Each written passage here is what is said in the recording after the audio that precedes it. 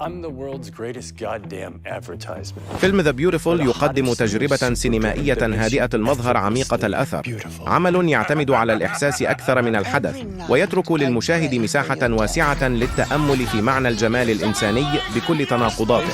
السرد يتقدم بثقة دون استعجال، كاشفاً عن شخصيات تحمل داخلها هشاشة خفية خلف ملامح تبدو مكتملة، ومع كل مشهد تتضح الفكرة الأساسية بأن الجمال الحقيقي لا يقاس بالشكل بل بالصدق الداخلي والقدرة على مواجهة الذات. الإخراج يتعامل مع الصورة كأنها لغة مستقلة، حيث تستخدم الإضاءة والزوايا بعناية لخلق حالة شعورية تلامس القلب قبل العقل، بينما يأتي الأداء التمثيلي طبيعياً ومقنعاً خالياً من المبالغة ليجعل الشخصيات قريبة من الواقع. الموسيقى التصويرية تنسجم بسلاسة مع الأجواء العامة، لا تفرض نفسها بل ترافق اللحظة بهدوء، مما يعزز الإحساس العام بالفيلم.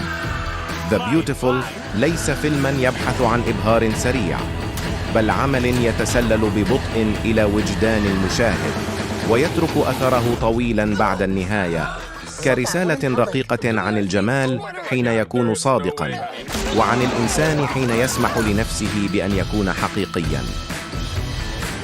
Who'd like the first poke?